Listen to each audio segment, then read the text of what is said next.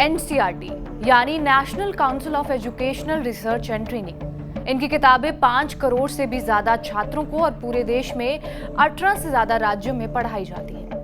आपने भी अपने जमाने में इन्हीं किताबों से हिस्ट्री, ज्योग्राफी और साइंस पढ़ी होगी, लेकिन अब अगर आप अपने छोटे भाई बहनों की ही हिस्ट्री की किताबें खोलकर देखेंगे तो आपको उससे कुछ हिस्से, कुछ विषय गायब नजर आएंगे। हाल ही में इन किताबों में एक और बदलाव किया गया है। अब भगवान राम से लेकर श्री राम, बाबरी मस्जिद, रथ यात्रा और विध्वंस के बाद की हिंसा की जानकारी को एनसीईआरटी से हटा दिया गया है। 12वीं क्लास की पॉलिटिकल साइंस के सिलेबस में कई बड़े बदलाव करते हुए बाबरी मस्जिद नाम के बजाय किताब से इसे सिर्फ 3 गुंबद संरचना के रूप में पढ़ाया जाएगा। इसके अलावा अयोध्या के चैप्टर को भी 4 पेजों से कम करके 2 पेजों तक कर दिया गया है। लेकिन ऐसा पहली बार नहीं है जब मोदी सरकार के होते हुए एनसीईआरटी किताबों में बदलाव किया गया हो। इससे पहले भी कई सरकारें इतिहास की किताबों में बदलाव कर चुकी हैं। आज हम इन्हीं संशोधनों के बारे में आपको बताएंगे। नमस्कार, मेरा नाम है रिया शर्मा और आप देख रहे हैं TV9 डिजिटल। स्कूली किताबों की हमेशा एक देश का नैरेटिव सेट करने में अहम भूमिका रहती है, क्योंकि वही 11वीं 12वीं के छात्र आगे जाकर वोटर्स बनते हैं और इन्हीं जानकारी के आधार पर कहीं ना कहीं वो एक फैसला भी बनाते हैं।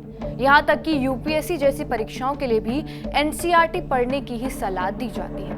और एनसीईआरटी किताबें पहले भी इस तरह के विवादों में घिर चुकी है, जहां सरकार पर यह आरोप लगाया जाता है कि वो इतिहास को फिर से लिखने की कोशिश कर रहे हैं। इसकी शुरुआत तब से हुई थी जब अटल बिहारी वाजपेयी की सरकार थी। तब ये आरोप लगाया जाता था कि भाजपा सरकार की ओर से मुस्लिम शासकों को एनसीईआरटी किताबों में गलत दिखाया जा रहा है। फिर इसके बाद जब 2004 में यूपीए की सरकार आई तब इन किताबों को बंद कर दिया गया। इसके बाद 2012 में कांग्रेस ने उन कार्टून्स को एनसीईआरटी किताबों से हटा दिया जो उनकी जवाहरलाल नेहरू और BR अम्बेडकर के खिलाफ थे, या फिर यूं कहें तो आपत्तिजनक थे। इसके बाद 2014 में भाजपा की सरकार फिर से आई और एक बार फिर एनसीईआरटी किताबों में बदलाव किए गए।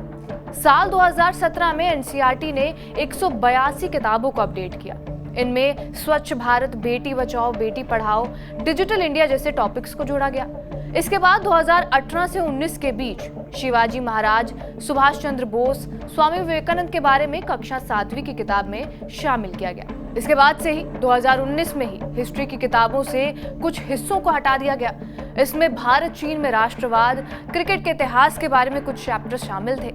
समाज और इतिहास, इस सब को भी 10वीं कक्षा की किताबों से हटा दिया गया था। इसके बाद सबसे अहम 2022 में 2002 में हुए गोधरा कांड का हिस्सा हटा दिया गया। इसके अलावा इसी हिंसा के खिलाफ अटल बिहारी वाजपेयी के बयान तक हटा दिए गए।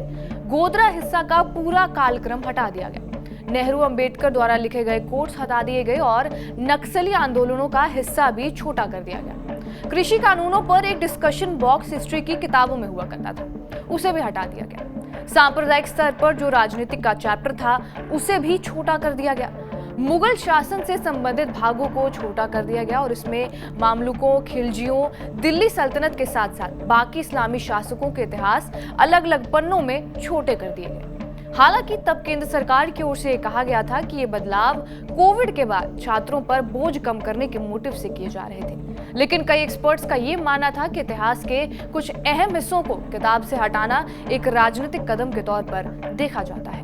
गांधी जी की मृत्यु का देश में सांप्रदायिक स्थिति पर क्या प्रभाव पड़ा? गांधी की हिंदू मुस्लिम एकता की खोज ने हिंदू चरमपंथियों को उकसाया और आरएसएस जैसे संगठनों पर कुछ समय के लिए प्रतिबंध लगा दिया गया था। इन सब किस्सों को भी कक्षा 12वीं के हिस्ट्री बुक से हटा दिया गया और अब बाबरी मस्जिद और बाकी के हिस्से को भी एनसीईआरटी किताबों से हटा दिया गया है। कहा जाता है कि इतिहास खुद को दोहराता है, लेकिन अगर इतिहास से जुड़े किस्से कहानियों को ही अगर हटा दिया जाएगा तो कैसे युवा पीढ़ी इतिहास से जुड़ी बातों को जान पाएगी और उन्हें पारदर्शिता के चश्मे से देख पाएगी।